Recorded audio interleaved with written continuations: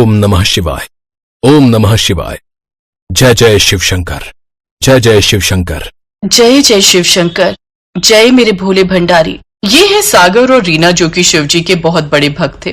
वो हर रोज सुबह तड़के उठकर शिव जी के मंदिर जाकर उनकी पूजा पाठ करते। एक रोज मंदिर से लौटने की कुछ देर बाद, अरे बाप रे, आज तो बहुत देर हो गई। आज तो वो खड़ूस मालिक हमको नहीं छोड़ेगा। रीना, ओ रीना, जल्दी से हमारा खाना बांध दो भाई। हाँ हाँ, आ गई, बस आ गई। जरा भी सब्र नहीं है आप में। ये लो आपका खाना। अच्छा चलो, मैं भी तुम्हारे साथ चलती हूँ। मुझे आंगनबाड़ी छोड़ते हुए चलना साइकिल पर। अच्छा ठीक है, चलो फिर। रीना और सागर दोनों साइकिल पर बैठकर अपने काम पर चले जाते हैं। सागर एक ढाबे पर खाना बनाने का काम करता था, जबकि रीना आंगनबाड़ी में साफ सफाई का काम करती थी, जहां उसे मुश्किल से 3,000 रुपए महीना मिलते थे। इस तरह मिलजुल कर दोनों अपनी जिंदगी की रेलगाड़ी खींच रहे थे। उधर कैलाश पर्वत पर बैठे बैठे भगवान शिव का अचानक सर दुखने लगा, जिससे वो अपना सर पकड़कर बैठ गए। क्या हुआ महादेव, आपने सर क्यों पकड़ रखा है? पता नहीं पार्वती, सर दर्द हो रहा है और शरीर भी गर्म है, बुखार जैसा लग रहा है। लाइए, मैं आपका सर दबा देती हूँ। फिर माँ पार्वती अपने हाथों से शिव जी का सर दबाने लगी, जिससे उन्हें काफी आराम मिला।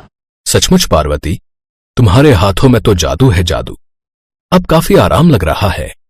इधर कुछ देर बाद सागर ढाबे पर पहुंच जाता है। क्यों सागर, कहाँ रह गया था? आज तो पूरे 5 मिनट लेट है। अगर रोज ऐसा ही चलता रहा ना, तो मैं तेरी तनख्वाह में से काटना शुरू कर दूंगा, समझा? नहीं नहीं मालिक, माफ कर दीजिए, आगे से ऐसा नहीं होगा। सागर अंदर चला जाता है और झट से खाना बनाने की तैयारी करने लगता है। सागर बहुत ही अच्छा खाना बना लेता था। दिन से ही उसके यहाँ लोगों की भीड़ लगनी शुरू हो जाती थी। अरे सागर भाई, 1 प्लेट कढ़ी चावल लगाना, और मेरे लिए मखनी दाल और नान। दरअसल ये सागर के हाथों का कमाल ही था, जो लोगों की इतनी लंबी लाइन लग जाती थी, जो स्वाद लोगों को बड़े से बड़े होटल में भी नहीं मिलता था। लेकिन इनके बावजूद सेठ को गरीब सागर की बिल्कुल भी कदर नहीं थी। ए सागर, क्या हुआ? आज इतना वक्त क्यों लग रहा है तुझे? बाहर लोगों के खड़े होने तक की जगह नहीं है। जी मालिक, बस हो गया। दरअसल वो ये सिल्ली टूटी हुई है, जिस वजह से सारी आंच बाहर आ रही है। हाँ तो तू ना मुझे बेवकूफ ना बना। ये जो तू सुबह 5 मिनट देर से आया ना, ये उसी का नतीजा है, जो अब तुझे वक्त लग रहा है। दिल्ली में कोई दिक्कत नहीं है। ये कहकर सेठ बाहर चला गया। सेठ हमेशा से सागर से ऐसे ही बात करता था। काफी देर हो गई। जब सागर ऑर्डर लेकर बाहर नहीं आया, तो गुस्से में एक बार फिर सेठ अंदर रसोई की तरफ गया। लेकिन वहां का नजारा देख तो उसके होश ही उड़ गए। सागर जमीन पर बेहोश पड़ा था और वो सिल्ली टूटकर उसके ऊपर गिरी हुई थी। सेठ अपने आदमियों के साथ उसे अस्पताल लेकर पहुंचा, जहां डॉक्टर ने उसके ऑपरेशन का खर्चा 5 लाख रुपए बताया। 5 लाख का नाम सुनकर सेठ उसे वहीं छोड़कर लौट आया। रीना को जैसे ही ये पता चला, वो दौड़ी दौड़ी अस्पताल पहुंची, जिसके बाद वो बहुत रोई। उसके पास कोई चारा नहीं था, कोई उसकी मदद नहीं कर रहा था। वो थक हार कर शिव जी के मंदिर पहुंची। हे शिव शंकर, मैंने और मेरे पति ने हमेशा आपकी पूजा की है। आपने हमें जैसे रखा, हम उसी हाल में खुश रहे। पर आज मेरे पति के ऊपर ऐसा भारी संकट आ गया है, जिसे आप ही दूर कर सकते हो। मेरे पति की जान बचा लो भगवान। मैं आपसे विनती करती हूँ, मेरे सुहाग की रक्षा करो प्रभु। भगवान शिव से प्रार्थना करके वापस अस्पताल लौट आई।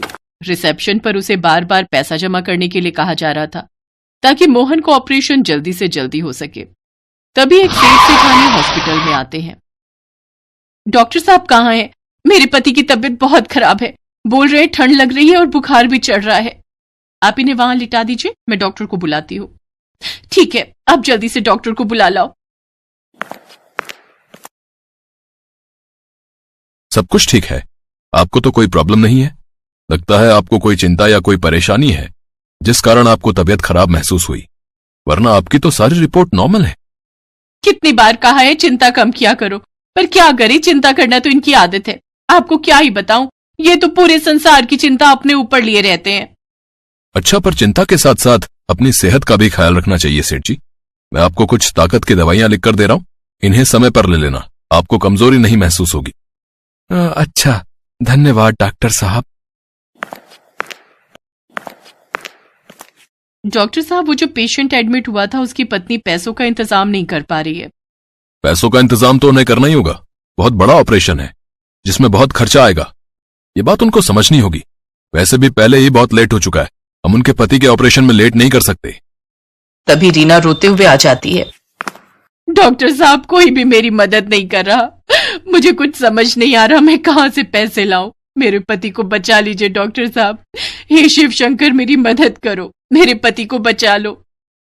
लगता है ये बहन शिवजी की बहुत बड़ी भक्त है। अब इसने शिवजी को याद किया है तो मुझे इसकी मदद करनी ही होगी। मैंने कहा था ना, पूरी सृष्टि की चिंता इन्हीं रहती है।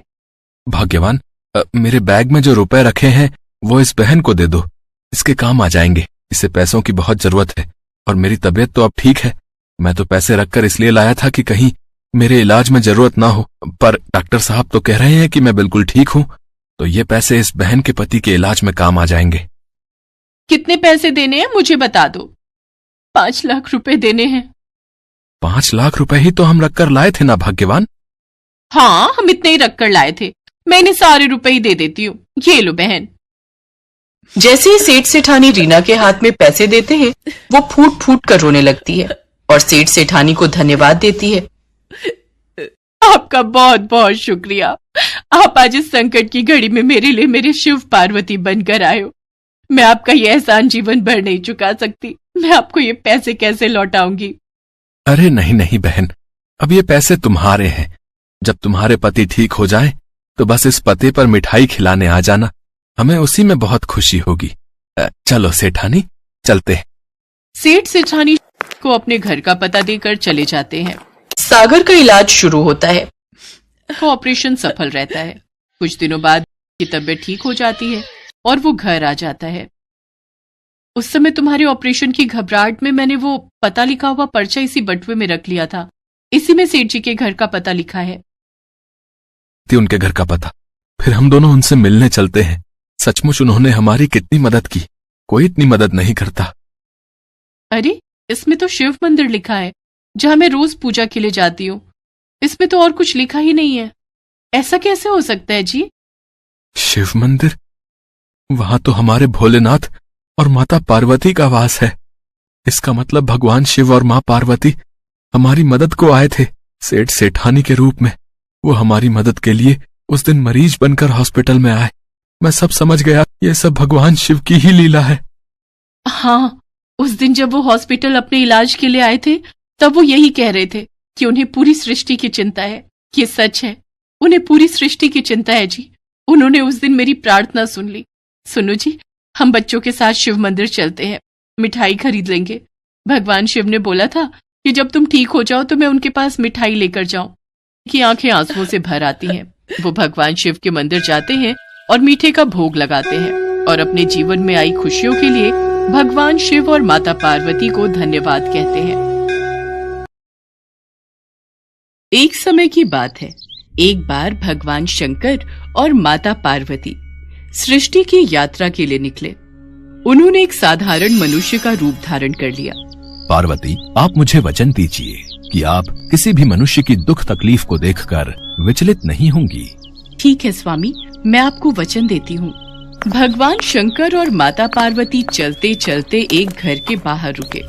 उन्होंने देखा एक सास अपनी बहू को ताने दे रही थी, जिसका मायका ससुराल से बहुत कम हैसियत वाला था।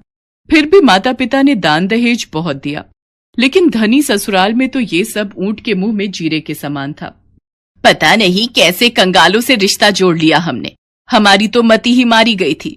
न दहेज लाई और न ही कोई तीज त्योहार पर तेरे माँ बापू कभी कुछ भिजवाते हैं। माँ जी की तबीयत ठीक नहीं रहती। उनके इलाज में भैया के बहुत पैसे लग गए। माँ जी, बापू आज लेने आ रहे हैं, मैं माँ को मिल लाऊं? बिल्कुल सोचना भी मत। मैं तुझे किसी तीज त्योहार तो क्या, वैसे भी मायके नहीं जाने दूंगी। जाकर अपना काम कर और मायके जाने के बारे में भूल जा। प्रभु, क्या हम इस दुखियारी बहू की मदद नहीं कर सकते? देवी पार्वती, मैंने आपको पहले ही कहा था कि आप धरती वासियों के दुखों को देखकर बिल्कुल भी विचलित नहीं होंगी, पर आप अपना वचन भूल रही हैं। संसार के नियम के अनुसार व्यक्ति को जब पृथ्वी पर भेजा जाता है तो उसे अपने दुखों से स्वयं ही लड़ना पड़ता है। हमारा आशीर्वाद उन्हें दुखों से लड़ने की ताकत प्रदान करता है। बीमार माँ की इच्छा पूरी करने के लिए बहू का मजबूर पिता लेने आता है। समधन जी, बस एक दिन के लिए रानी बिटिया को भेज दीजिए। उसकी माँ बहुत बीमार है, रानी को बहुत याद कर रही है। हाँ हाँ ठीक है, ले जाओ एक दिन के लिए, पर कल दोपहर मोहन को लेने भेजूंगी। माँ जी मैं समय से आ जाऊंगी, आप इनको भेज देना। सास ने एहसान जताते हुए बहू को मायके भेज दिया। रानी ने जाकर देखा कि उसकी माँ की तबीयत बहुत खराब है और घर के हालात भी बहुत बिगड़ चुके हैं। मालिनी, रानी काफी समय बाद रहने आई है, तुम कुछ उसकी पसंद का ही बना लो। सुनो जी, आप तो जानते ही हो घर में कुछ भी खाने को नहीं था, तो मैंने बाजरे की रोटी और चटनी बनाकर रख दी थी। रानी के भाई भाभी अभी बात कर ही रहे थे कि तभी वो अंदर आ जाती है। उसने उनकी बातें सुन ली थी। भैया, आपको क्या लगता है कि अब मैं इस घर की कुछ भी नहीं लगती? मैं आज भी इस घर की बेटी हूँ, ये मेरा अपना घर है। भाभी के हाथ की चटनी और बाजरे की रोटी मुझे बहुत पसंद है, कब से नहीं खाई। भाभी, मेरे तो भूख से पेट में चूहे कूद रहे हैं, जल्दी से बाजरे की रोटी और चटनी दे दो। हमारी रानी कितनी सयानी हो गई है, अपने मायके के हालात समझती है। माँ, तुम जल्दी से ठीक हो जाओ, तुम बीमार होती हो ना तो घर भी सूना सा लगता है। अब तुझे देख लिया है ना, अब मैं बिल्कुल ठीक हो जाऊंगी, तू आराम से खाना खा। रानी ठीक से एक दिन भी अपने मायके में नहीं रुकी कि उसी शाम मोहन उसे लेने आ गया। बेटा, तुम तो कल आने वाले थे ना, आज शाम? मतलब वैसी कोई बात नहीं है, तुम्हारा अपना ही घर है, जब जी चाहे आ सकते हो। बाबूजी, वो माँ की थोड़ी तबीयत ठीक नहीं लग रही थी, तो उन्होंने बोला कि घर का काम भी है, इसलिए मैं रानी को आज ही घर लेकर जाऊं। आखिर अचानक माँ जी की तबीयत कैसे खराब हो गई कि उन्होंने मुझे इतनी जल्दी बुला लिया? वो तो जाकर ही पता चलेगा। रानी अपने घर वालों से विदा लेकर वापस ससुराल पहुंची। रानी ने देखा उसकी सास तो आराम से पलंग पर बैठी पूरी पकवान खा रही है। रानी को समझ आ जाता है कि उसकी सास ने उसे जानबूझकर झूठ बोलकर वापस बुला लिया है, पर वो अब कुछ नहीं कर सकती थी। मोहन कमरे में जाकर सो गया। रानी भी कमरे में जा ही रही थी, तभी उसकी सास ने उसे रोकते हुए पूछा, तेरी माँ कैसी है? खातिरदारी तो बहुत की होगी, क्या क्या बनाया था?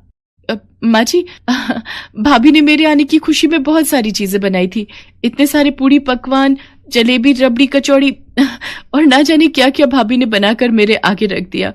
पेट फटने लगा खा खा कर, लेकिन मन नहीं भरा। कितना साफ झूठ बोल रही है, इसके भिखारी माँ बाप इसे क्या खिलाएंगे? अभी थोड़ी देर में पेट का ढक्कन खोलकर देखूंगी तो इसका झूठ सामने आ जाएगा, तभी मैंने इसे कल की जगह आज बुला लिया। कुछ देर बाद रानी कमरे में जाकर सो गई। सास से रहा नहीं गया, वो चुपके से रानी के कमरे में गई और उसके पेट का ढक्कन खोलकर देखा। कितना झूठ बोल रही थी कि मालपुए खाकर आई है, इसके पेट में तो बाजरे की रोटी और चटनी के अलावा कुछ है ही नहीं, इसे सुबह बताऊंगी।